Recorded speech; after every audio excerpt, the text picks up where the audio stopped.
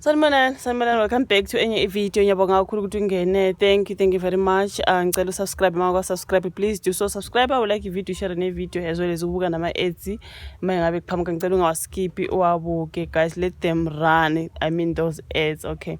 So kunodaba lalo lwavuka namhlanje sivuke ngalo even though ngazange ngikwazi ukurecorda ngesikhathi kukhunyalana ngomculi kaMaskandi you guys obebizwa ukuthi inkosi yamagcokama ukuthi oye wadlula ngengozi yemoto ushone namhlanje nje etrend lana you guys kuthiwa ke iRTI iyaqinisekisa ukushona ke kwakhe lo mculo odumile kaMaskandi uSicebe Dlamini engozini eyenzeke eRobotini elibhekene nesibhedlela is it Melomed ngase Richards Bay. So ithimba le Road Traffic Inspectorate kanye ke nabe Mhlathuze Traffic nokubambisana namaphoyisa kanye nezinye izinhlaka zezimo eziphuthumayo nje babebhalelana kaSolisi benze konke okusemandleni abo kodwa ke ngeshwa inkosi yamagcokama iye yadlula emhlabeni ngenxa yokulimala kakhulu endaweni yesigameko kuthiwa ke omunye wabantu abathathu ade beyiswe esibhedlela naye uye washona ushonele esibhedlela lo ushonele endaweni yesigameko lo yomunye wayoshonela ngasesibhedlela zazabuhlungu lezo ndaba bafethu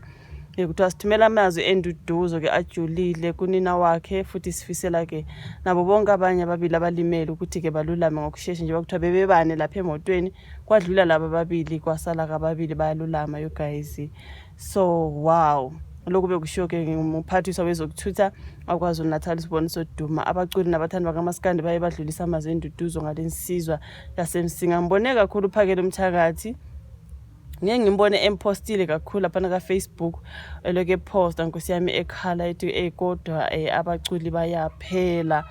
So you ngeke kwaze kwakubi bafethu ke kuthiwa ke ubebizwa ngenkosi yamagcokama igama lakhe ngoSicebe Dlamini kuthiwa udlule ngengozi yemoto. Shame he so rest in peace you guys angathi angaphumula kwaze kwakubi ke nalokho ubethena uphakele umthakathi kodwa ke ibuhlungu impilo yabaculi bafowethu bayaphela baphelele emgaqweni bafela ke amagigi abantu abangabakhokheli labo bantu benza enkulu imali kodwa ke amaciko awakhokhelwa yazi yabuhlungu inhliziyo yami ngaleli ciko Phephisani South Africa imvele kuqala ke engathi angapholisa ke izinhliziyo zomndeni nabalandeli nesizwe sonke sasemsinga kwasekusiba ke nama condolences messages down there even kokuthi apost uphakele umthakathi umposte kaningana nje bafowethu eposta ngale ndaba yakhe yokudlula emhlabeni kwaze kwakubi ngimbonile ke etrend eposte ngabantu abaningi lapha einkundleni zokuxhumana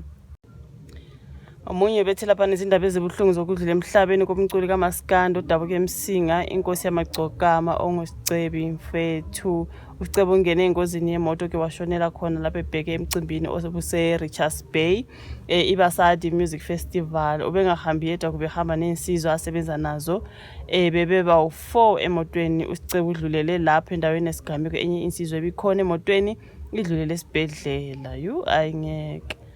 May so rest in peace you guys. Upost nje ngabantu abaningi abangabalandeli bomculi kaMaskandi bedlulisa ke ukudabuka yane azibaqedile abantu ingozi emoto sengathi umoya wakho ungaphumula bafethu sothini may he so rest in peace sithi dudu emndenini kubangane ngishona kuma fans wakhe wonke nabo bonke kade besondelana naye ngiyabonga kakhulu ukuthi ilaleli video asibonane kwelandelayo bye.